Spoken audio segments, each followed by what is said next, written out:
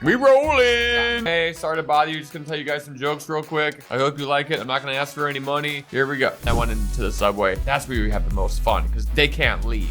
Right. So if it's like my own jokes bombing that terribly, it would be awful. So I decided to dress up as a zombie. It changed my life. Yeah. It changed everything I was doing. I'm doing this podcast because I dressed up as a zombie that day. I'll do 3 characters in a day. It's hard for me to do. I was dressed as baby Jesus. This guy was like holding on to him and like kicking him and stuff. And I couldn't help him. I was so like useless. You might get mugged. Do you carry weapons? No. He means yes. He means yes. These 2 guys right here. The gun show. Every train stop, I get to a new train. I try to repeat each joke at least 4 times so I get a good take with different people in the audience. Some guy handed me $1 and I was like, I can't take this. And he goes, why not? It wasn't worth it. Delta called and they're like, hey, you're on the no-fly list. I'm like, what? Why? You can't cook a steak in our toilet and put it on the internet. The only reason I'm doing this still is because I want people to come to my live show because I love performing live. No birds. Yeah. We rolling. Clapping worse ways. Yeah. Oh, I swear. So I did a joke about a golfer getting the golf claps. Oh yeah. Yeah. Just a little bit of clap. You remember how it went? Did you just tell it? That's how I think I was like. I'm pretty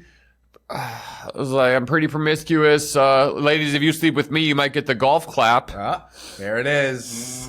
It's just as good in person. It's not. And people want to come see me do it on the subway. Let me know when you're performing on the subway. Like that would wreck the bit. Would ruin it. It would ruin it. People are like, I'll pay you a lot of money. I'm like, no, I don't. It's not about that. It's just about. It would ruin it. One time you should tell him, I'll tell you what, on this date, I'm selling tickets for this date, and just have a bunch of people that are there to see you laughing and just use that as a differentiator from all your other content. Yeah, that's a good idea. Right? And switch it up. Yeah, make like $30,000 in the process. Or have like an impersonator of you show up and everyone's like, oh, that's not Marcus. It'll be Steven after his hair transplant. Oh. Yeah. Yeah. The boys and I were talking earlier about hair transplants because I got one and it was pretty good. And I would highly recommend it.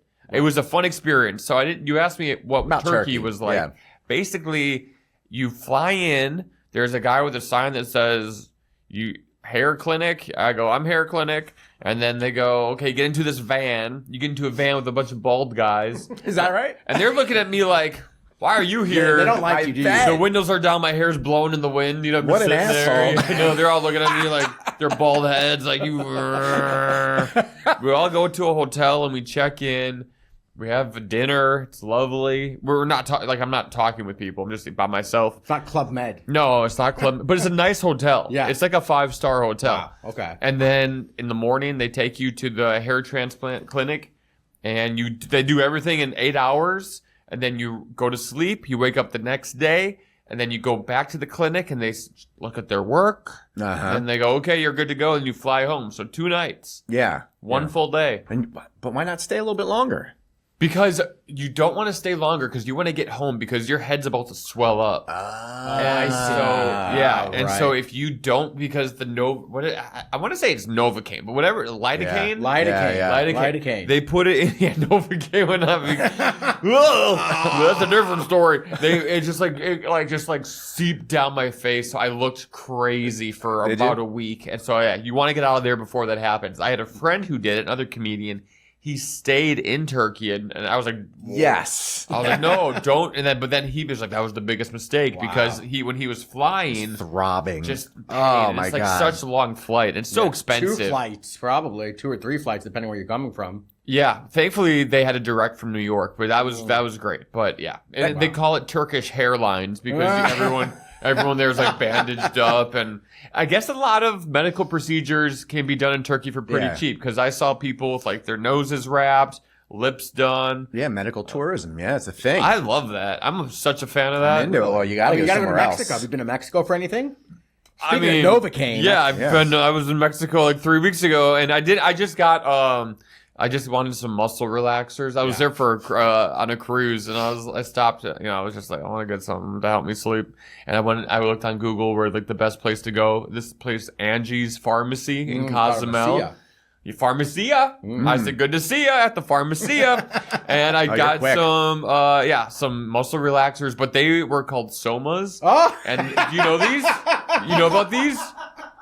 Oh boy, sounds like it. I lived in San Diego for 22 years. Whoa. So in high school, Somas was the drug of choice when you went to parties. I did not. Haven't fucking heard that term. And I had never heard of it before, and I get tense. I really needed muscle relaxers. I'm not trying to get high. Like, I live in New York City. Yeah. If I want to get high, I can just walk around the corner, you know? I don't need to go to Mexico. Right. But I took one, and I was like a different person for a whole day. My wife was like, I don't like who you are today. Like Fear and Loathing in Las Vegas. I was just like bumping into doors, and I was just like klutzy, and just like I couldn't walk. What's the DiCaprio movie about the stock traders? Oh, yeah, Wolf of Wall Street. Yeah, they take the Quaaludes. Yes. Dude, the Somas is I'm not into, pills are a scary thing, because you can get addicted to the stuff like that pretty easily. Like, I never liked taking was like opioids for anything. Like, I don't want to risk it, but I don't have an addictive personality. Yeah, I don't think I'm not like addicted. I don't need any. I don't drink coffee. I've never had it. Never smoked a cigarette. Oh man. What? All right. Wow. I'm going to rein us in because we got back to the show. Yeah, we got some content to talk about. The hardest thing is always transitioning into the formal episode. Formalities. Yeah. Formalities out the window. Yeah. But we got a good, nice cold open. Yeah, for sure. Cold open's kind of dangerous though, right? Because if people don't know who the fuck you are, they can clean these glasses. Couple of middle-aged guys, cheers and waters. There it is. Got lipstick on the side. You want to know what we're all about? Who is she? This episode may contain explicit language not suitable for all audiences. Well, here's something. What's that? We're in a whole different studio, John. That's right. We're here at a whole different setup. Yeah, we're at Gotham Studios in downtown New York City. Here with Mr. Marcus Monroe, the well-known subway comedian. Marcus, you don't just do New York City. You do multiple suburbs. I've done a few other. I branched out. I did Toronto. I did ice skates. Milwaukee. And I did Chicago. Yeah, that was a good one. Bears. Duh Bears. Yeah. Yeah, my favorite joke from that one was I said they're thinking about showing movies on that giant silver structure downtown. Yeah, they want to flick the bean. Yeah. There it is. Didn't go over well, did it? Nope. Which made it great, didn't it? Yep. Yeah. I love it. Oh man, I got so yeah, I do stand up on the subway. For those of you who don't know, it's different characters. Yeah. And I filmed on last Tuesday. I'm filming again tomorrow on the subway, which is Friday. I usually don't film that much. I usually film twice a month. Twice a month? Multiple characters? 3 characters a day. And I go to my apartment, and my apartment's right by the train. And I change there. Then my buddy Drew comes over. Drew Jordan, creative. He's like my video guy. He's so good. He comes over. And I'm already in costume because I don't want to waste time. Yeah, sure. You're leaving the apartment in costume. I'm leaving the apartment in costume. He comes over. I'm in costume. He mics me up. We go. And he never knows who I'm going to be. I never tell him in advance. So he just opens I open the door and I see him in the hall and he's like, oh God, he's like, oh no. That's a good BTS moment, right? Yeah, he usually films it too. Yeah. My reaction to seeing him. Cause I actually probably should film him seeing me. That's probably the better. That's right. But we don't get that shot. And then we go into the train. I do my character. Every train stop, I get to a new train. Yeah. And I try to repeat each joke at least 4 times, so I get a good take with different people in the audience. Because you don't want it to look like you're on the same train the whole time. You got to change it up, I think. Yeah, people get different personalities. Yeah, if you show different reactions. Yeah, because if you show the same person not reacting, it doesn't add anything to it. And then so we'll do that. We'll go down to 57th or 42nd Street, then go back uptown to my apartment, change it to another character, do the whole thing again. And the whole time I'm palming my jokes in a little, I type them out. And then I'll laminate it with packing tape, and I'll put a real small font, and I'll hold it in my hand. So a lot of times you could see it, a little peek of it. I'll just but by the end of the day, I'm usually memorized, ready to go. That's when I have more fun. Yeah, I can be a little loosey goosey with the material. Yeah, a little bit more improv, a little bit more. So were you a good at cheating on tests during high school? I was the best at cheating. Sounds like you got a whole strategy I there. was so good at cheating. I told everyone I was special ed, and they moved me to the special ed class. So I could take, every test was an open book test. I was like, this is great. Meta play right there. Well, my dad was also the principal, and he knew that like I was good at cheating. This guy's downgrading his classes, bro. His dad is little nepotism, boys. Little nepotism in high school. That's the skill that carries on throughout adulthood. Cheating? Well, I don't No, not cheating, John. I will say that sometimes I would work so hard on cheating that it would have been easier to learn the material. Isn't that the truth? Yes. I remember that, you know, some of the preparation. No, I didn't cheat in school often, but there were a couple times, and the amount of work that went into it was crazy. And I feel like you should get away with that, because if you can, that's like some James Bond type shit. Good call. It is harder than the test material itself. It's strategy. It's figuring out how to solve that problem. That's what college is really about. There should actually be a test where you have to cheat, but they try to catch you. You know, and if they catch you cheating, then you get in trouble and you fail. But if they don't, like one time in college I cheated. I recorded like the notes I was gonna say, like on my phone, put in like a head, like my earbud, and then put my hoodie up and my hair down. I was just like, did you get away with it? Yeah. Of course, excellent. but I never graduated from next college, level. so it doesn't really matter. So speaking of Hunter College, I cheated. Speaking of finding hacks to the system, that's really one of my first questions for you, which is, did the stand-up routine, bit, approach, was that something that was born out of trying to get big on social media? Like, was it a social media specific strategy, or are you doing it anyway just for a comedy? Yeah, no, it was like on the subway stuff. Yeah. It started with me doing jokes, to people, my own jokes to people on the street. And I was like calling it like drive-by comedy. For social media? For socials. Right. Because that would be insane. If I wasn't filming it, sure, that would just be like, sure, it would be par for subway system. Yeah, but the motive was less necessarily to practice comedy per se, or to grow as a comedian as it was as a social. I don't repeat any of these jokes in my live act. It's all different. Like people want to hear an hour of dad jokes. I'm not your guy. You know, I talk a lot about my life, a lot of stories. There's some one-liners and some puns in there, but totally different.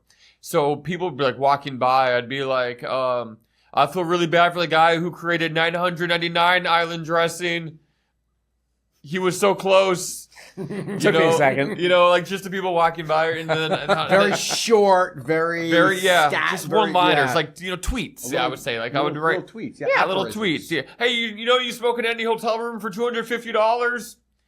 just like actually that's a joke I still say in my show. Good one. But it's just stuff like that. And how'd it go?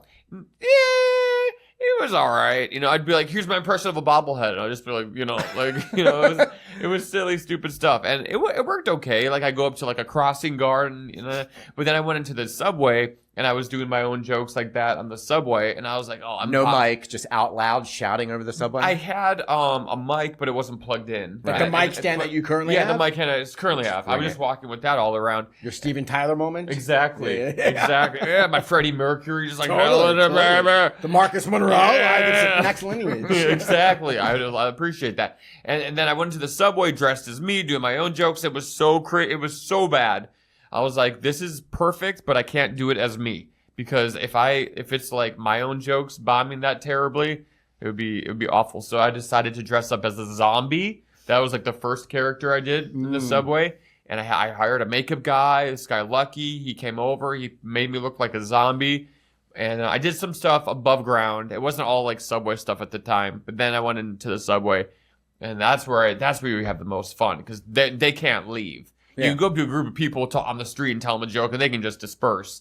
But if you're on the subway, you have to wait till they're stopped. Right. So you can't leave. Can't leave the subway. And kind of a funny question to ask a comedian, but did it always bomb?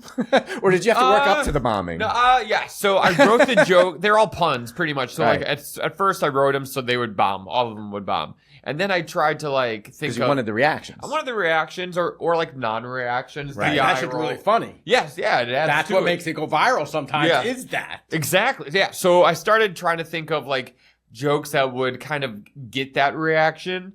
And I like jokes that have a lot of tags to it, so that I can just go on and I like just like beat it. Oh yeah. And those are the hard ones. But like when I did the tennis character, it was like a monologue of like a relationship jokes. Like you know, we're gonna have to go to court, you know, love, you know, all that stuff. Court, and, I got you. And I can never remember like the jokes after I do them because there's just so many now. Yeah. But yeah, and it just worked really better. It worked better, and then I started kind of like asking my friends to help me submit jokes like for it because they all.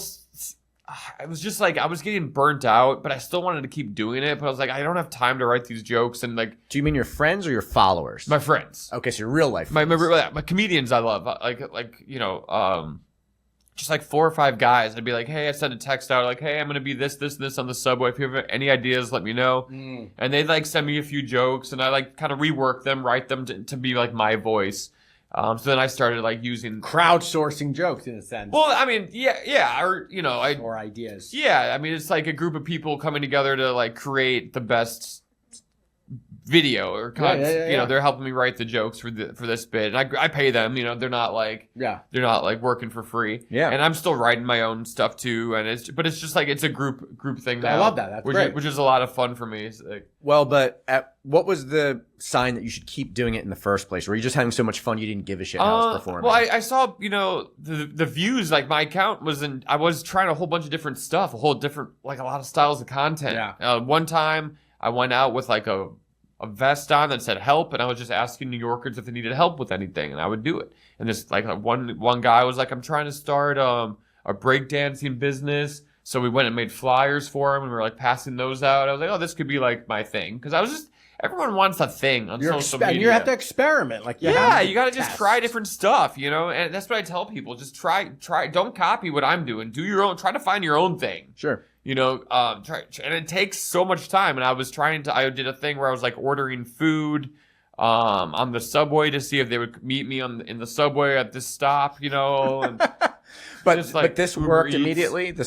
It didn't actually work immediately. Like the zombie video didn't do well, but I had fun with it, so I decided to keep doing it. And I was like, you know what? I think there's something here. It's sticky. It's gonna eventually it'll find its audience. I think. Mm-hmm. And was this mainly on TikTok only? TikTok and Instagram and Facebook. And Facebook. And Facebook. And it did really well on Facebook. Really? Each video would get like 100,000 views on Facebook, which to me is like that's like the. Like pretty good. Yeah, that's how you know it's a great video. Yeah, I think so. Like 6 figures. I'm like, yeah, it's rocking. It's rocking. And because it's, you know, a lot of older people follow me on Facebook. It's an older demographic for me. Sure. It's Facebook. You know? Why do you think older people follow you? Well, I don't know if older people follow me, but I think on Facebook the demographic's older. Definitely, and doing the dad jokes doesn't help. You know, I'm grateful for anyone who thinks I'm funny. Totally. You know, I don't care. I'm not ageist. You know, my wife's 15 years older than me. You know what I mean? I like them older. So I just, you know, anyone who's willing to have sex with me, I'm just like cool with. When did she tell you to get the hair transplant? No, she didn't even know about it. She didn't know until I got home. No, she knew. But I made a video where I pretended that she didn't know until I got home. Ta-da! But she was totally cool with it. She doesn't care. She supports me. You know, she's a good lady. Good. Okay, so you felt like there was something there.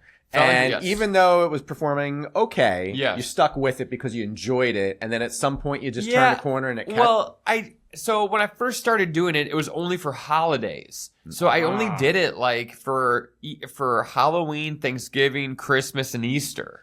And then after Easter, I did Jesus as for Easter. That was a good one. And I got so many. I thought like I grew up in a Catholic household. I went to Catholic school for 10 years. I have found no God in my life. You know what I mean? Like I'm not a religious person. But my parents, you know, still go to church, so I had to keep it kind of like, you know, I didn't want to make fun of Jesus too much, you know. But so after I posted it, I texted my mom, "What did you think?" She's like, "I couldn't watch it, sweetie." You know?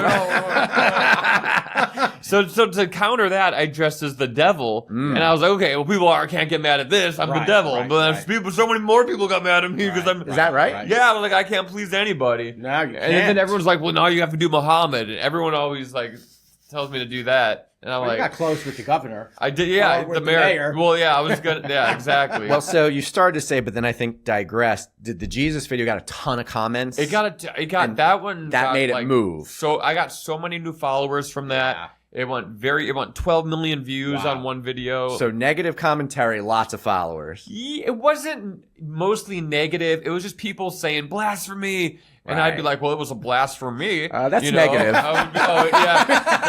Blasphemy.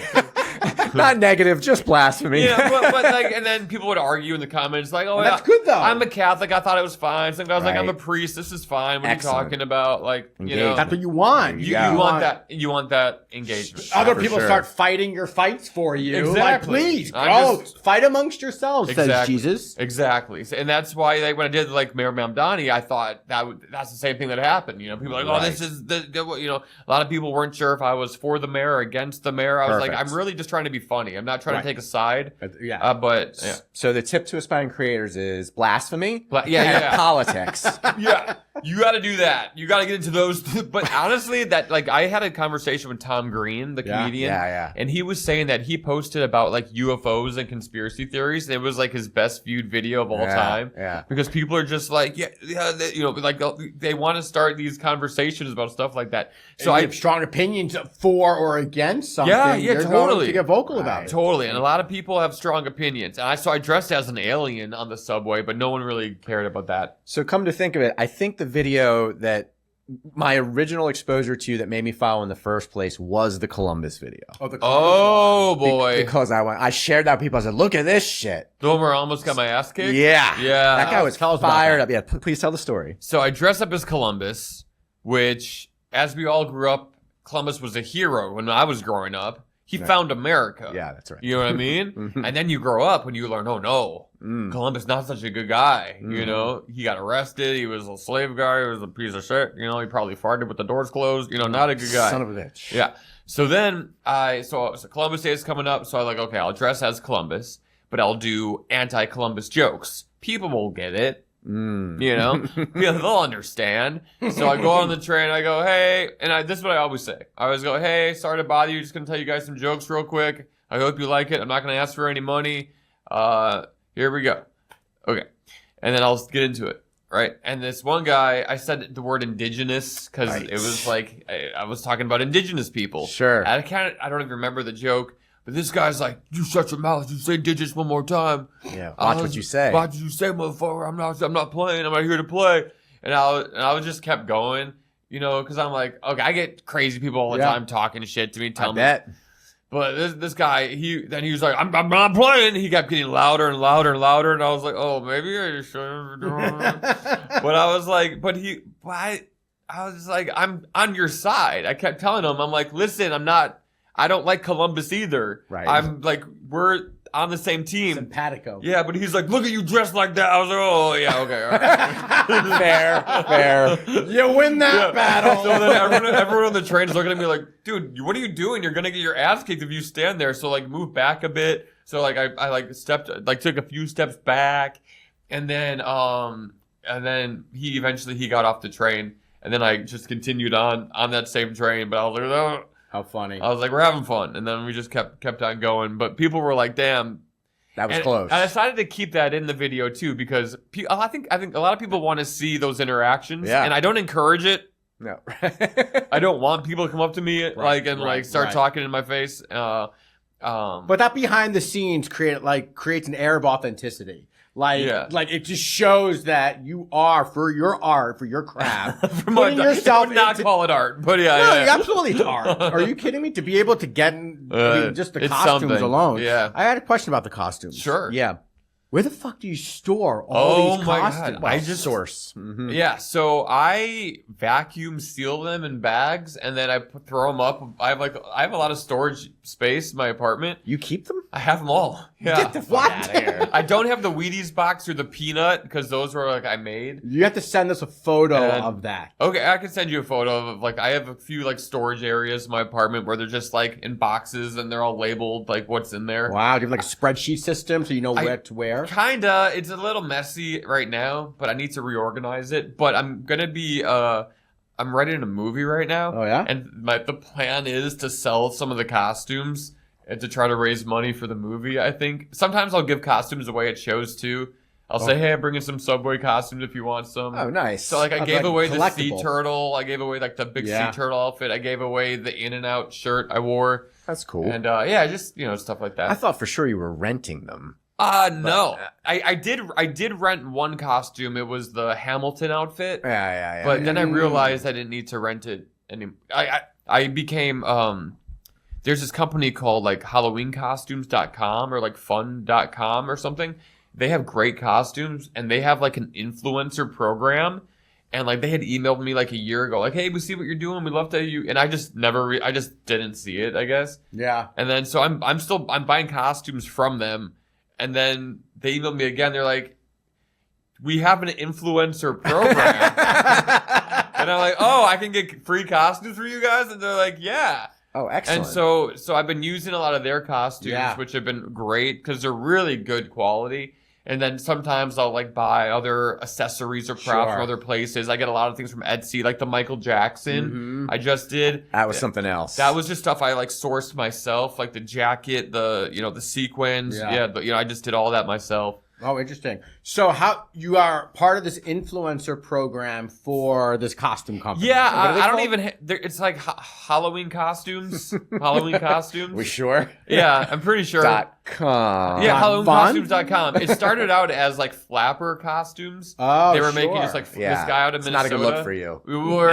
He was making flapper costumes for his sisters or something, and then it was a family business, and they just branched out, and they have so many cool costumes. And so I was like buying tons of them from them. It's a perfect marriage. Oh yeah, it's great. What other brand partnerships or are you doing brand partnerships and are you active with some them? people I love to do brand deals because they pay so good. Yeah, I did one for Morgan and Morgan. I was like a Santa on crutches. Nice, good. And then that was fun. And then I did like an edible one. I was I was a gummy. Yeah. But I think that didn't do well because I think I said too many bad words and the algorithm didn't like it. Oh, you got shadow banned a little bit? Shadow banned a little bit. And then the first one I did was a brand deal for Instagram and the MTA, which is like the New York subway system. Yeah, nice. And I was the Statue of Liberty on the subway. And have they generally all been one-offs? Yeah. How come? They just want one video. They want one video. Yeah, so it's pretty good. What about the Industrious? Oh yeah, was that also a brand? That was a brand bit. That happened. The co-working space. Yes, it was funny too. Yeah, it was different because it wasn't on the subway. I was just dressed as a pencil in their offices. Right. Yeah, and just kind of bothering people. I hired my friends to act as actors. Okay, but the people that were actually in the video were actually just the real people there because there were still people there. Their reaction was gold. Yeah, it was great. It was so good. And so that was a great one. Industrious was a great deal. And I feel like what I do is so good for brands because I can just be their mascot on the subway and make jokes about their competitors or whatever. So hit me up, brands. Yeah. Because I feel I've only done a handful, but I'd love to do more. Well, go ahead. And since we're talking to other creators out there, they'd be curious to know, do you work with a management team? And if so, how's it going? For brands? Yeah, for brand deals. Yeah, I was working with one that they didn't get me anything. They didn't get me any deals. So I was like bringing stuff to them. The people would email me and I'd forward it to them and they'd just take a commission. I'd be like, wait, what the heck? So, and then I have like an agency, like a legit acting agency. Oh, yeah. And they're starting a brand department. So I had to leave the brand, the studio I was with to join them to be with my agency because I'm like signed with my agency so I have to be with them. They help you with the cruise gigs. I have like a separate cruise agent. They're mostly just like acting, movies, TV. I like do a lot of like auditions for that kind of stuff. So it sounds like you're in a transitional period from one team that wasn't very effective to your primary agency. Yeah, they're going to start helping. But I think a lot of people will just hit me up directly. Like a lot of people for like most of the brand deals are just like people that slide into my DMs. They're like, "Hey, we got an idea for you." I'm like, "All right, let's talk." And so you don't bring that to, you don't bring that to your agency. Are you were? But like now you're like, no, yeah, I was. Now you do. I was, but no, I'm not because I'm not. Told them I'm out. But but now I would just bring it to my other agency. And now they're kind of handling everything. And that kind of becomes the deal, or at least that what we're seeing. Talent is talent, whether it's on a TV show or on a YouTube channel or on a subway. Like now it's just about content. Right. That's the meta kind of conversation here. Yeah, it's very true. It's very true. It doesn't matter where you are. Like my buddy Kareem, I've known Kareem Subway Takes. I've known him for like 15 years. Okay. And we've been thinking like about, we always brainstorm before he hit gold with Subway Takes. We'd always like talk about, hey, what should we do? Like I had him on my podcast. We went to Mexico City together. And, and then he just had this idea for Subway Takes and it came out of nowhere. And he was like, hey, I wrote it in my notes app. And then I just decided to do it. And I was like, oh, that's really funny. And I was like, I don't think I got my Subway idea doing stand-up in the Subway from Kareem, but it definitely didn't hurt. I don't know who did it first. I don't remember if he was... Totally different, though. Yeah, it's totally different. And I bet on Subway Takes, and there's no, like, hey, you can't be in the Subway, too. There's a lot of people that do stuff in the Subway now. Tons of people, And I wasn't even the first person to do stand-up in the Subway. Bernie Mac did it in Chicago back in the day. He would test out his jokes by reading the newspaper that morning. Then he'd go on the L train and he'd just tell jokes. Really? Yeah. So I can't take credit. And during the pandemic, I know there were a few New York comedians that did stand up in the Subway. Not as characters, not doing puns. Yeah. I think that's what makes it mine. Sure. Right. Of course, your style, your flavor, your tact. Yeah. So I want to talk a little bit about efficiency, production, waste, expenses, that type of stuff. Great. So you already mentioned that you're filming most sets 4 times. Yeah. Well, I film each joke about 4 times. Each joke about 4 times. And I write about 12 jokes per character. Yeah. And I only really need like 4 to 7 jokes for video. Yeah. So a lot of the jokes don't even make it. Right. Half the jokes you won't even see. You probably got a couple hours worth of content that you trim down into 90 seconds. It's about 30 minutes of content that I trim down. Okay. To 90 seconds. And then are you only putting out one video? Yeah, usually it'll be one video but I'll have enough for 2. So then I'll put the other video in like a trial reels and see if it does well. Because I put the best jokes in one video. And then if I have anything extra, I'll try to trial reel it and see what happens there. And sometimes it does great. So I'll put it to the grid. Right. Sometimes, there are some times, like for The Devil and then Jesus, I'll write a whole bunch and I won't even put them on trials. I'll just post it because I think they'll do well. Yeah.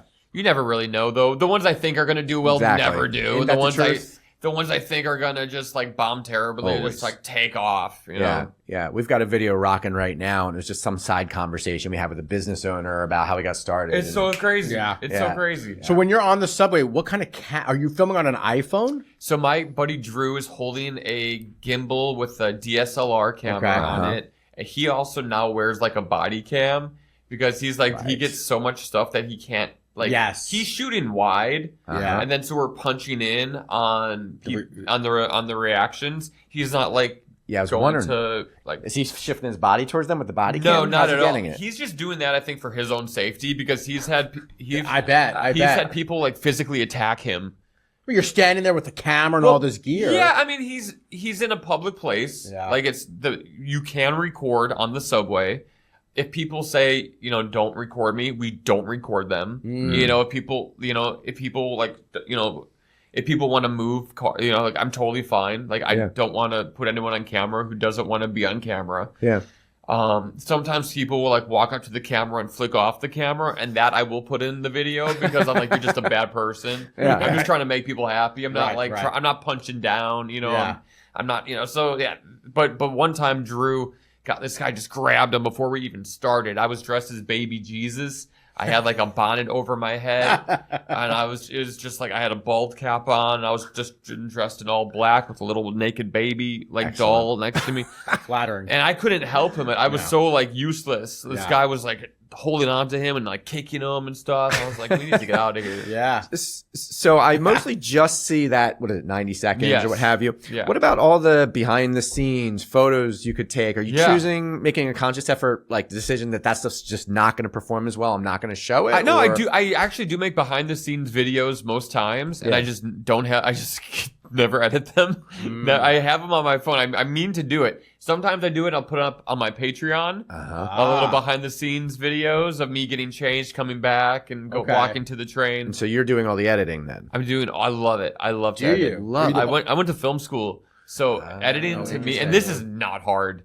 This is just like, tracking, a little bit of tracking, a little bit of color changing here and there, and then just punching in, fixing audio. But I went to school for film, so this is like, I love when I have like a bunch of like clips, like I have to edit, a bunch of characters. So it's a bandwidth thing. Yeah.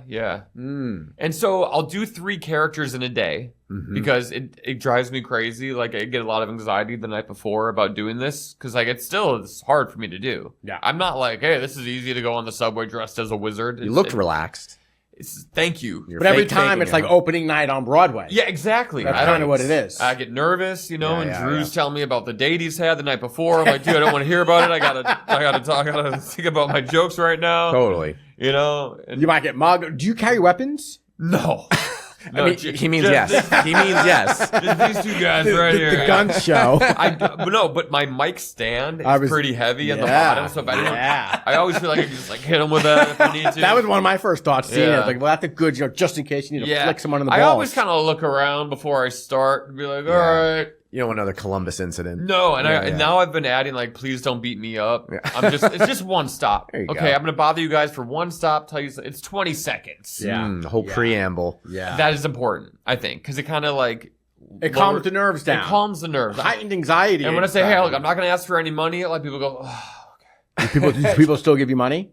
One time, maybe I forgot to say it, and some guy handed me $1, and I was like, I can't take this. And he goes, why not? And I go, it wasn't worth it. All right, so I want to go back to the production part of it. That's excellent. Yeah. So you're editing your own stuff. Now, you're a comedian, so the whole idea is that things are funny and engaging. Yeah. But do you think at all about movement, how quick the cuts are, how fast paced the video flow is? Tell us, could you share some of your trades, hooks at all? Yeah, I mean, I try to do the best joke first. Whatever I think the best joke is, I want to put that in right away. And I don't want to make it too long.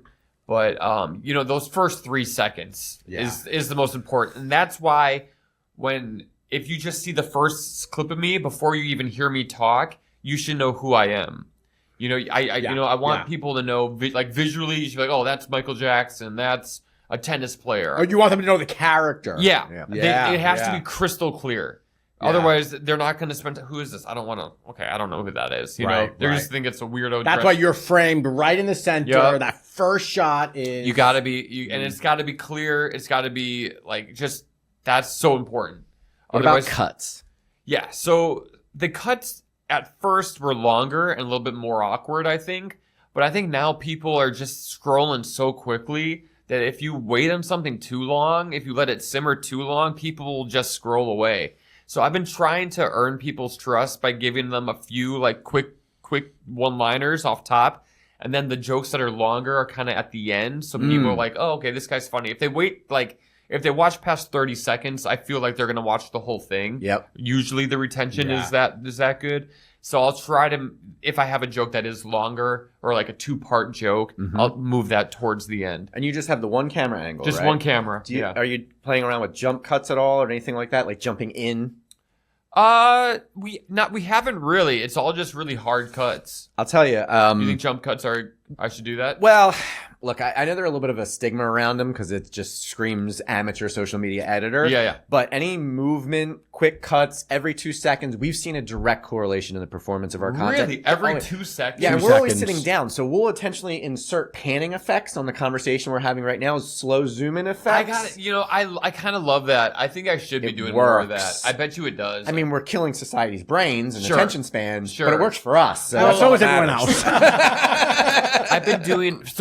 I'm posting Justin Timberlake today. Yeah. And I did a lot of graphics coming up on that one. Because I mentioned Britney Spears, Pink, NSYNC. And I wanted people to know I was Justin Timberlake dressed from the No Strings Attached tour. And I was like a huge NSYNC fan, still am. Yep. And so I felt kind of terrible because some of these jokes are like kind of punching down at JT. And I actually love Justin Timberlake very much. So I feel bad, but it's comedy. Yeah, it's just for the joke. Like one of my jokes was like, ironically, I started my career in sync and now my career is in toilet. Just jokes like that. And then I go, here's a shocker. There's one N in pink and 2 in NSYNC. That's excellent. It's terribly excellent. Thank you. So the videos that have really taken off, do you ever try to reverse engineer what made them work so well? And I know probably again for you, it's like, well, it was just fucking funny. Yeah. It was funny, so it worked. But are you ever looking at other things like, you know, what are some of the things you've uncovered that just really seem to work? The political stuff works very well. I was a ballot box on the subway. Oh, that's funny. I was a Trump supporter on the subway. I was Mayor Mamdani on the subway. All those will get people talking in the comments. So that does help, of course. In terms of like, I never really know. I try to post a video if there's like something going on around that video, like when the Masters started, I posted the golfer, timely stuff. That helps a lot. So, it's the Masters. Oh, here's this golfer. Happy Masters Day or something. Yeah. Whatever people say. I don't know. I'm not a golfer. You've got to plan in advance for that. You totally got like, so for Cinco de Mayo, today I should be getting a hot sauce outfit. To be hot sauce on the subway. It's cutting a little close. It's cutting close, but I'm filming tomorrow. Okay. So I'm going to be writing some... Oh, you already have the hot sauce outfit. No, it's coming today. Oh, it's going to But I'm filming tomorrow, so hopefully it'll work. Yeah. And you're going to edit... I'm going to edit it, quick. And it'll be out on Cinco, which is next Tuesday. And May 4th, I know I'm already going to repost my Star Wars video. How much are you reposting? I don't repost a ton, only if it's like that. Like that kind of day? Yeah, like I did a wrestler, so for WrestleMania, I always repost the wrestler, but I'll re-edit it a little bit. And I'll take some jokes maybe I didn't post the first time and put them in so it feels new. I got you. And so the algorithm will think, oh, this is a new video. Oh, that's it. But the Star Wars one, it was really funny because this guy messaged me. He goes, hey, man, I love your content. I have a stormtrooper outfit if you ever wanted to borrow it. Oh, fun. And I go, I'm not going to go to this guy's house and get this costume. And then I looked online. You can see my collection. Yeah, I was like, yeah, exactly. And then I looked online to like renting them, and there were like thousands of dollars for rent. And I wanted it to look good. Like, I don't want to wear like a cloth stormtrooper. Stuff looks good. Your stuff looks tight. Yeah, so I emailed this guy back, and I was like, okay. And then I went to his house, and he's the coolest guy. That's awesome. We hang out. Like, his name's Chris, and you're a good guy. And you're not a creep, Chris. No, he's not a creep. A couple more tactical things, then we'll zoom back out. Good. I haven't noticed a lot of like calls to action. In fact, like no calls to action. Go subscribe, follow me. Yeah. Even tour dates maybe in the captions. Tour dates in the captions. But like, is that deliberate because you've seen a fall off in engagement? No, I just don't do it. I should though. I definitely should put a call to action or put like my dates in the. Yeah. Because before I wasn't really headlining on the road and like trying to sell tickets. But now because these videos have done so well and have gone so viral, I'm headlining on the road now. So excellent. So now I think, and I just like 2 days ago just got a new manager. Now I'm so now I'm going to be, they'll probably be helping me with that. I definitely need a call to action. And the call to action I think is either, come to me or follow me, come to my shows, whatever. Yeah. But in all my trial reels, I put a call to action on those because those people aren't following me. And what's that one? I'm dressed as a character in the subway, and I go, "Please follow me. This is all I have." And then, you can't get a true result on how it's performing because it's a totally different audience. It's strangers versus existing people, so you can't. It's so hard to do these split tests. You don't know which variable's working.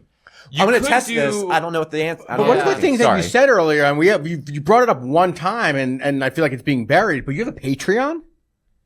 I have a Patreon. I mean, it's like 80 people on there maybe. But they're paying you monthly. $3 a month. And then I just post like behind the scenes content on there. I'll post like comedy sets because I do stand-up comedy as me. So that really is the behind the scenes. Yeah, but I would love to post more behind the scenes stuff. I think people are interested in that. Yeah. So maybe on Friday I'll have Drew record some. We always forget. We always say, hey, let's do some more behind the scenes stuff. I know. We know some editors, Marcus. We know some people. Yeah. Okay. Good. Yeah. So I got to get the ball rolling on that. I do think a call to action would be good. I think like perhaps subscribe to your Patreon to get behind the scenes. Yeah, totally. Something like that. I definitely got it. I just want people. I'm the only reason I'm doing this still is because I want people to come to my live show. So as long as I can get those people who are fans of mine to come to my live show, That's perfect because I love performing live. That makes me so happy. So yeah. All right, I lied. I got more tactical stuff. That's fine. But can we rapid fire it? Sure. Just give me some short answers. Sure. Ready? All right. Do you post natively to all your accounts versus like a scheduling tool? Do you go into TikTok post? Yeah. Into Facebook post? Yeah, I don't schedule anymore. I used to, but now I just post it. Why not? Why? I don't know. I was trying to figure out times to post. Yeah. I would wake up at 8 o'clock in the morning and post, and then the video would do great. Then the next one would do bad, and people would be like, "Why are you posting at 8 in the morning? It's so early. You got to post at noon. Noon's the best time." All right, I'll post at noon, and then I'd be busy, so I'd just schedule it, and then I started posting at 3 p.m. and that's been working pretty good for me. But today is like one of those days where it's like it's going to be May Day. Yeah. And I want to post earlier today because I feel like people are going to be posting Justin Timberlake memes all day. So if I can get ahead of all that and they can post my video instead of their video, I don't know if I'm thinking of this right, but I'm hoping. Sure, you're trying to get ahead of the curve. Ahead of the curve, right. In terms of posting natively, though, you didn't go back to it because you felt like it was performing better. You just got annoyed with scheduling tools and thinking so much about the timing. Yeah, and I don't post on Instagram and Facebook at the same time either. Like, those are not connected. I do longer videos on Facebook and shorter videos on Instagram, and then I try to make it over a minute to get paid on TikTok. If I can. Time of the day was my next question. So it sounds like you only think 3 o'clock usually. Yeah, 3 o'clock for Instagram, anytime in the morning for Facebook, and then usually around between 4 and 6 on TikTok. Have you ever boosted posts before for additional visibility? I have. I've boosted a post that I believed in so much, and it just failed. It was pretty recently. Boost failed too? The boost, it all failed. I don't think boosting content is a good idea. Yeah. But sometimes. Why not? Because then I think the algorithm thinks that you're going to keep boosting stuff, so they won't show your stuff. I think. Conspiracy. Yeah, probably. But I don't know. I just. Like premium gas. And once you use it once, you can't go back to regular. Exactly. but they don't make the boosting. Like, I maybe put in like $100 to the sea turtle video. It was one where I was like on my back, and on the train I got on my back. Like, I said, here's my impression of a turtle that can't get up. And I was just on my back like, and I was like, oh, this is so funny. And I posted it. It didn't do well. And I was like, oh, I want people to see this. And maybe it just hasn't hit the right audience. So I boosted it, and it just is one of those videos that just kind of went belly up. I can't remember the views it did, but I wasn't happy with it. But the people who watched the video really enjoyed it. Just like the Knicks video I posted yesterday. Yeah, go Knicks. Go Knicks. They're doing no, not a Knicks fan. Philly, all Philly. Oh, okay, I understand. But go Birds. Yeah. And it didn't do great, but the people who are Knicks fans loved it. But if you're not a Knicks fan, you don't know who Melo is. If you don't know, if you're not on the Knicks bandwagon, it's not going to be for you. But I still like that video, and there's videos I know I'm going to post that aren't going to do as well, but I think it's fun to have in the catalog. Yeah. For what it's worth, if you are going to boost, they say to boost your best stuff. Oh. Well, because it's working so well. Whoops. Already improving, Yeah, not your I didn't know that. That makes sense, though. All right, a little bit of a loaded question here. What's your take on collaborations? I don't think you should do it. I don't Why? I don't see it helping, ever. I sometimes, I do sketches with my friends, and one of my buddies has 3 million followers on Instagram. Another one has 600,000 followers. I have 300,000 followers. And we'll collab a video. It won't even hit 100,000 views. You think it might water down the reach? I think so. That's interesting. I think sometimes it does. And I know, is that just an Instagram thing, or is that just across the board? Only on Instagram have I collabed. I haven't collabed on TikTok or YouTube or Facebook. Okay. We should experiment with it. Yeah. We should find out. Especially YouTube. Yeah. YouTube's good for that? YouTube has a pretty decent. Okay. They're new to the game. Okay. Yeah. I'll collab with a brand. Yeah. If it's for a brand deal. Right. But I'm always like, oh, this is gonna kill my account. And sometimes it does okay, and sometimes it's just it's different. It depends. There's an account in New York called New Yorkers. Yeah. And sometimes I'll do stuff with them, and that always helps because all their videos tend to do really well. So you will collab with those guys, and it works in your feelings because it's regional. I think so. I think so, and it's New York based content as opposed to just 3 comedians doing a sketch. Yeah, I think so. I mean, if the like there was like a fireman account, and I did a fireman on the subway, and it was like all about, and I collabed with them. Yeah. Because they had like over 100,000 followers, and like, oh, this might help the video a little bit, and I think that did. But I think collabing just like for a brand deal, just because what I'm doing is so different than anything else that brand is posting. Yeah. The audience isn't going to know what to think. Well, as soon as you pull a brand in, then I think it's gonna hurt the performance of any content. Yeah. There's an advertiser involved. Yeah, exactly. Well, is the point here then, because your content is so focused on one thing, that a collaboration with another thing might deviate the attention? I mean, I don't know. It might. I haven't done enough collabs as the subway characters to really know for sure. Sure. But a lot of my ads I do for my shows now are in the subway, and that's been helpful. Perfect segue about deviation. And you're, I think, the right guy to ask about this. Okay. So I really feel like the audience is split on this. This idea of if you've got one thing that's really working for you and has served you incredibly well, what's your take on deviating and trying different things? I think it's good to have different pillars, right? Like, so sometimes I'll do podcast clips. Sometimes I'll post some stand-up clips if it's good. I think I don't mind being known as the subway guy, but I want to be known as a comedian. Sure. So yeah, It underperformed your subway stuff though, right? It will. Some of them will. Some of them won't. Some of my stand-up does like really well. If it's shot well, if I have a good hook. If people are interested in it. That's still comedy. Yeah. But do you ever see that? Is it in the future to where your comedy almost starts to take on, like now you're bringing costumes to your comedy gigs? No. I don't think that's ever gonna. I mean, like I'll show videos. Yeah, I'll show like behind the scenes stuff at some of my shows. I just shot a video that I don't even know if I'm gonna post because I did Stephen Hawking's on the subway. Oh Jesus! And I got an electric wheelchair, and I just stayed there, looked at the camera like this, and like then I had a little iPad that played the jokes as his voice. All right, but wait a minute. So like I don't know if I'm gonna like post that or not, but that might just be like a live show. It's a little insensitive, but I think it'd be great. But he was on Epstein's Island, so I feel like people's like perceptions of him have kind of shifted. Was he a scumbag? I don't know, but the jokes weren't that bad. They were just like, they weren't punching down. Yeah. But it just happened to be Stephen Hawking. That's who he is. He was sitting down. He was, I go, the first joke is, who's ready for some sit-down comedy? I want to give my take on deviation from your strategy. Let me know what you guys think.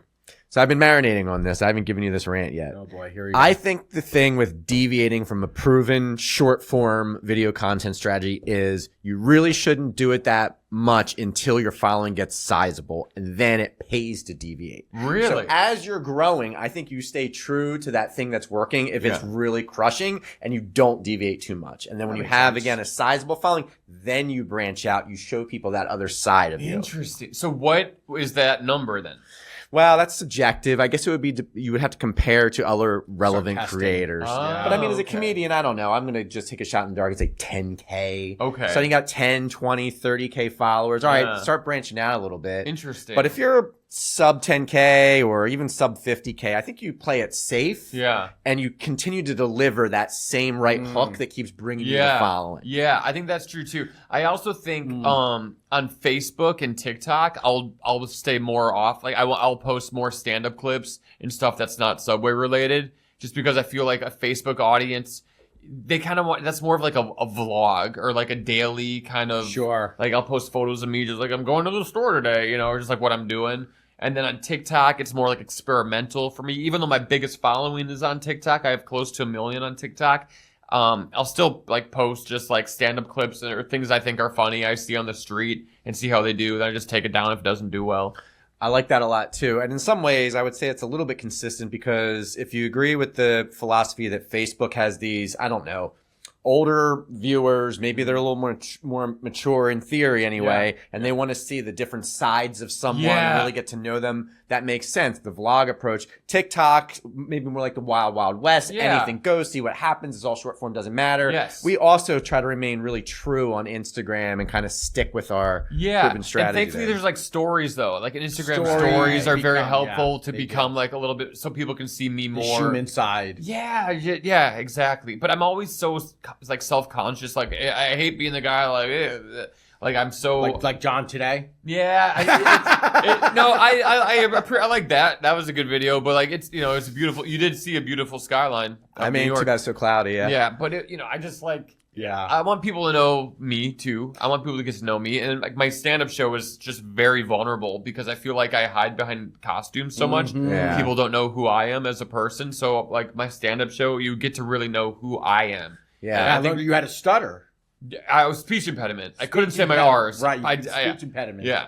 Well, it's your class. You always, all things point back to the funnel at some point. Yeah. The short form grabs them in, get a subscriber, eventually sell a ticket, and then they get to know you and they get more. Hopefully, hopefully. And a lot of people are coming to these shows because they see me on the subway, not really knowing what my hour of live comedy is going to be like. Is he going to bring a box of costumes? Now we're going to have to wait for the next Carrot Top. Yeah, exactly. Which would be awesome because he's had a great career. So I would honestly love to. He's a legend. He's a legend. I would love to be the next Carrot Top. That would be pretty cool.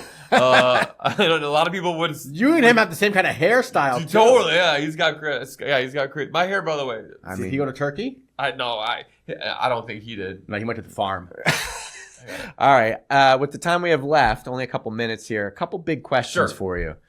What's your personal definition of a win on social media? Is it views, followers, revenue? What's a win look like for me, it's views. For me, views. I don't make any money on social media. I really don't. Really? Like I barely make. Yeah, like I'll make like a few $100s on Facebook and maybe like $300 on TikTok or something. Really? Yeah. You guys crushing it or what? No, not with views. Not off of views, but I got to figure out how to. We might want to connect you to some people that can tell you. The fact that happens. Yeah, I don't know what I'm doing.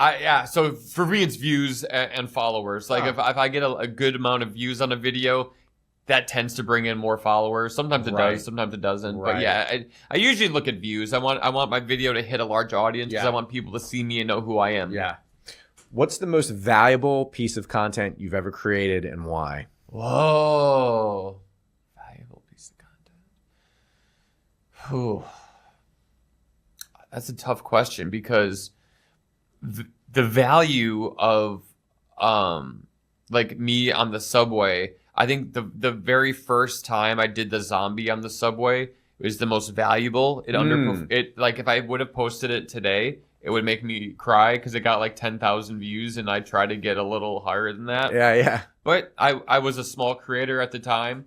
But there's a lot of value in that because I took a big risk and I spent some money with this makeup guy and I tried out something new. Yeah. And that's the thing that made it changed my life. Yeah. Really, it did. It changed everything I was doing. I'm getting booked here. I'm getting booked there. I have respect. People know who I am because of this. I'm doing this podcast because I dressed up as a zombie that day.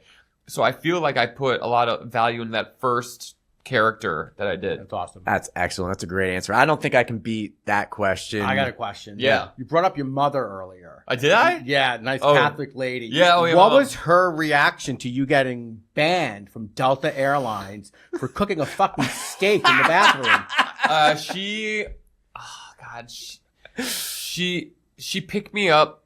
I filmed the video on the plane. I edited the video on the plane. I took an on Uber. That fucking Wi-Fi, on that terrible, on the terrible Wi-Fi. Yeah. I didn't need it. I was just on Final Cut. Didn't need Wi-Fi for it. I'm just cutting it together. Yeah. And then I flew to Chicago, and then I took an Uber to like halfway to Milwaukee, and my parents picked me up. Okay. I showed them the video I did, and they're like, "Oh, that looks pretty real." I'm like, "You guys think so?" And they're like, "Yeah, we do." I'm like, "Okay, cool." My brother comes over that night, and my brother does social media too. Okay. And I go, "Hey man, check out this video." He's like, "Whoa, you did that?" And I was like, "Well, yeah, but it's not real. I just put a flashlight in the toilet." He was like, "Okay." And then that night I posted, and then you know, because Thanksgiving, it was the day before, it was Thanksgiving. I woke up Thursday morning, Thanksgiving Day, and then it just went super viral. I had a lot of people messaging me like, this is awesome. And then the messages got like, this is not good. I was like, why is it not good? Then my phone rang and Delta called. And they're like, hey, you're on the no-fly list. I'm like, what? Why? They're like, you can't cook a steak in our toilet and put it on the internet. I'm like, but it was fake. And they're like, what? I was like, yeah, I didn't really do that. And they're like, oh. So I sent them a video showing how I did it. And like I was like my childhood bedroom, like in tears, like, and then I put the flashlight in the toilet, and then I cut the video, and then I put a steak, but I had cooked the steak at my apartment, but you couldn't see it. And then I was like, because like I flew on Delta all the time. They were they're the best airline. They go Air Miles. Yeah. Oh God, I was like Sky Medallion, gold butt queef. You know, I had everything. And then They eventually were just like, yeah, no, even though it's fake, you still are banned for life on Delta. Wow. So if they ever merge with like United or American, I am royally just like fucked and just doing land gigs. Like, taking Amtrak. Amtrak, reach out. I do love Amtrak, by the way. Amtrak. I did a 7-hour Amtrak to Rochester on a Soma the other day. It was pretty good. To bring it all full circle, back to the beginning on a Soma. Yeah. I think for the core episode, we'll stop there. We might do a couple extra minutes for the bonus round, but bonus. Check in for the bonus round. Yeah, follow us on the short form platforms for that. But Marcus, great interview. I wish we had more time. Maybe we can do a part 2 sometime. Yeah, part 2 down at the studio. Excellent. Peace. Thank you. Wakanda forever. Yeah. I'll do like a volcano, you know, those things that like the thing that's like, it's like a vaporizer. It looks like this. And then it's like a big bag of I've vapor. seen that. And you just like suck it in. I'll do that because that doesn't hurt my throat. Like the old school vapes that you used to remember those? Yeah. Plugged in. Oh yeah, I had them little tubes. The tube. Looks like a CPAP machine. Yeah, it did. I got one of those. You have a CPAP machine or you have one of those bongs? No, I have one of those, but I don't have a CPAP. Come on, what are you? I just got one. Did you return it? I fucking returned it in like 3 days. I was like, I will die before I try to sleep with this fucking thing. Yes. I swear to God. Yes. Have you tried it? You haven't tried it. A CPAP? Yeah. No. I do have trouble sleeping though. Do you? I have insomnia. I've had it since I was 18. I've never been diagnosed with ADHD. It might be the volcano bomb. I've never been diagnosed with anything that I'm aware of, except being very cringe. We all have those moments. Learn how to market that. And that's what we're going to talk about here next on the Creative Show, ladies and gentlemen. How to market cringe. How to do it. That's actually probably going to be the title of this, Marketing Cringe. Yeah. Cringe for the win. Cringe content. Cringe content. Are those sound titles? I don't think so. Maybe yeah, they do some acoustic properties. Anti-acoustic properties. You guys, I gotta okay. I'll be gone. We'll be done by noon. I have to post a video at noon for content day. Hey, we're good. You have to post. You manually are the one posting. I post them, yeah, because it's gonna be May. Yes, it is. It's gonna be May. You know that Justin Timberlake meme? Well, I know you're a boy band guy. So I did JT. Oh, I got you. It's gonna be May. So I did JT on the subway. Pretty good, right? I did, but I don't know if it's gonna do well because I dressed up as him from like the 2000s. You didn't like dress up with him with like handcuffs on. Who's the red guy? You look great. You don't look that in person. It doesn't look like. Camera brings out my rosacea. It looks like you got back from St. Bart's. In all seriousness, I really don't look like that in person, right? No. Okay. No. I hate this rosacea. I gotta fucking get rid of this. This guy, right? I mean, every time we record, it's always about his face. I don't really love my hair. My hair's not really this blonde, is it? Oh, shit. Really? I'm not that bald. I look like the devil from the bit you did. Oh, that's my favorite character. I mean, honestly, you got the gray hair, the long hair, the no hair. We are the evolution of a haircut. Dude, I paid for this hair like crazy. I went to Turkey and got my hair done. Did you? Did. Yes, I did. Did you really? You did the turkey thing? I did the turkey thing. No shit. This angle a little bit tighter to where you two aren't in it, but it will just be closer up on him. Would you rather it stay wide like this so your editor can punch in if they choose? You're saying that we're sneaking into the shot, yes. But you can handle it right now in production so that we're just cut out of it altogether? Yeah, it'll just make it tighter though, and I'm saying like... We can handle it in post. I would handle it in post. Yeah, I'm fine with that. Okay, cool. So I will leave it like this. Mm-hmm. Cool. Is everybody all right with their camera angles? Did anybody? Yeah, sure. I guess. I'll flip through each one of them. Okay, thank you.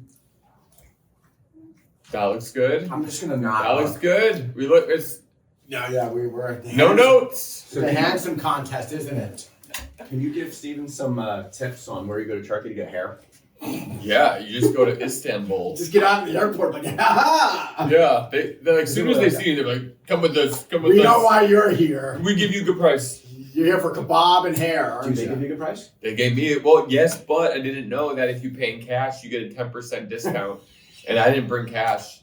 I just did a credit card. You gave him an Amex or whatever? Yeah, I just gave him my Amex card. Got the points.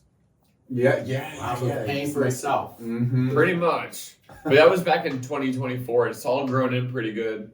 Yeah, really. It was just like the front here. It wasn't that crazy. Is But it? it was more precautionary because I could tell I was losing it. It was just one day on a whim. I was like, I'm going to Turkey. Wow. You missed the opportunity, Steven. That ship sailed. No, I think you could. Many years ago. If I all of a sudden had long hair, people would be like, wait a second. Well, you don't have to grow it out. You don't have to grow your hair out. I want you to do it. When I moved to New Jersey, you looked at me. You're like, now's your chance, Steven. You could shave your head and you could just be the bald guy with the beard. I remember that. The bald guy with the beard is a popular move. Popular move. He was like halfway. Ah, this is it. This is better. Now's your This is chance. See, you have enough hair in the back. They could do it. You could do it. Yeah, you could totally go to Turkey. They grabbed like some follicles from the back. They grab the hair from the back and move it to the front. They just flick it out and then they put it in the front. I'm just gonna take this and extend it. But you lose it in the backside. Yeah, man. Will you hold this? Yes. Thank you. But you're good. He doesn't have a lot to spare over there. No, but There's there's a lot of harvest area. You'd be surprised. You're getting a call from AS. Is that right? AS? Yeah, I did that. I always worry about this. Does that kill the recording? No. Nope, we still good. I'm gonna ask my client. This podcast is pretty good so far. Yeah, I think so. It was more than 5 figures? No. Wait. But you didn't have a lot to do though. No. It's the flat rate no matter what you do at the place I went. It was like $3,600. The flight was $1,800. So $5,000, you're coming back. Coming back looking good, baby. Let's do a crowdfund for you. Oh my Steven God. hair transplant. I want to go back and get another one, so I'll go with you. We can make Maybe it. we could do like a collab What do you need marketing. another one for? Well, they say you got to Precautionary. go back. Yeah, it's you got to go back. You got to do 2. Is that the tourism board saying, look, can't you sell it once? You Most people who get hair transplants will get more than 1. Really? Yeah, they'll get at least 2. So I'm in, but I have to wait. Let's see, I got to wait till 34, year 2034 to do it. They give you 10 years? Every 10 years. Like a passport. That's Yeah. kind of smart on the tourism board. Yep. And they're just hitting that same section again? Boom. I think so. Is there anesthesia involved? No, right? No, you're up the whole time. They numb you, and that hurts really bad. But then it doesn't hurt. But I feel like them numbing you hurts so bad, I'd rather them not numb me. Because it's just. Yeah. But I say that now, but I probably would prefer that. I still don't have a lot of feeling on the top of my head. I swear to God. Oh. Yeah, they put a lot of Novocaine in there or whatever they did. What'd you think of Turkey? Didn't really see much of it, but from what I saw, I was a little because you fly in. Yeah. Do we want to save this for the pod, or Yeah. we do it? I'm recording now. Oh yeah. Yeah, I am rolling. I just want to let you know your mics are hot. Hot As mics. it should be. Thank you for. All right, cool. So we are ready to go. If you guys need anything else, Yeah, I don't think so. What time do we have to? you guys have room for 1 hour, so you have until 11:30. Perfect. Yeah. Love There's a that. couple minutes, yeah. Just keep your mics nice and close to you. I'm gonna keep the middle shot up just so you guys can be aware of creeping into that shot. Is he okay with that? Yes. Some people get really flustered. There it is. The clapperboard. It's official with the clapperboard. Yes. You guys Please. rolling with What?